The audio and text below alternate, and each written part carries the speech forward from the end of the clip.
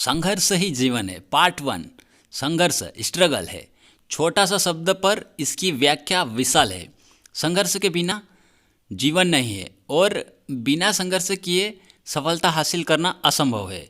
इसलिए जीवन में आगे बढ़ते समय संघर्ष करना पड़े तो निडर होकर आगे बढ़िए, क्योंकि संघर्ष ही आपको जीवन में सफलता की सीढ़ी चढ़ने में मदद करेगा। वास्तव में देखा जाए तो संघर्ष ही जीवन में स्ट्रगल ऑफ इस लाइफ। संसार में बिना संघर्ष किए कुछ भी हासिल करना संभव नहीं है।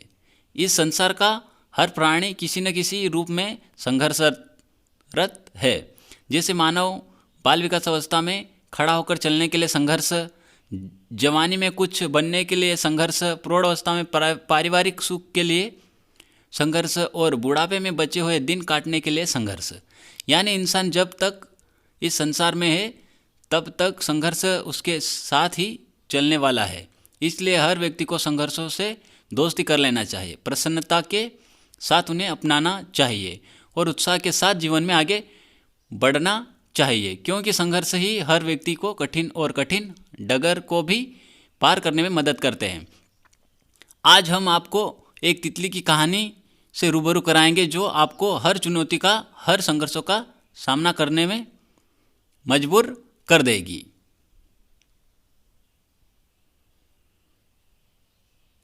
तितली की संघर्ष की कहानी।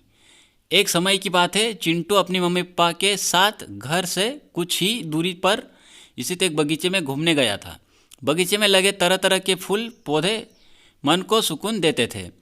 जैसे वो फूल पौधे मन को मोहित करते थे, वैसे ही पक्षियों को भी आकर्षित करते थे। बगीचे में हर तरह के रंगीन तितलियां भी यह वह उड़ती हुई नजर आती थी। चिंटू बगीचे में खेलने में मगन था, तभी उसकी नज़र एक खूबसूरत तितली पर गई जो एक पौधे के इर्द गिर्द उड़ती रही थी। उसी पौधे के एक टहनी से लटका हुआ एक तितली का कोकुन, तितली का अंडा, जिससे उसे बच्चे निकलते हैं। चिंटू को दिखाई दिया। वह उस कोकुन को देखकर अचंभित हुआ और उसने कोकुन के पास जाकर बैठ गया। कुछ समय तक उसने कोकुन को देखते रहा, क्योंकि उस तितली जाकर बैठ गया। एक तितली अपने शरीर को उस छोटे से छेद से निकालने के लिए संघर्ष कर रहे थे। चिंटू बहुत ही ध्यान से देख रहा था, क्योंकि उसने तितली को देखकर मजा आ रहा था। वह तितली बहुत ही संघर्ष कर रही थी, पर वह कोकुन से बाहर नहीं निकल पा रही थी। अंडे से बाहर आने के लिए बहुत संघर्ष करने के लिए बाद कुछ समय के लिए शांत हो गई। तितली को शांत देखकर चिंटू विचार में पड़ गया। वह सोचने लगा कि शायद वह कोकुन में अटक गई, इसलिए बाहर नहीं निकल पा रही। उसे लगा कि तितली की मदद करनी चाहिए। आई होप आपको ये वीडियो अच्छा लगा होगा। अगर अच्छा लगा है तो एक लाइक कर दीजिए और इस चैनल पर आप नए हो तो चैनल को सब्सक्राइब कर दीजिए और बेल आइकन घंटी को प्रेस कर दीजिए ताकि आपको नोटिफिकेशन मिलती रहे। और मैं इसका पार्ट 2 शाम को 8:30 बजे लेकर आऊँगा और उसे आप सुनना ज़रूर।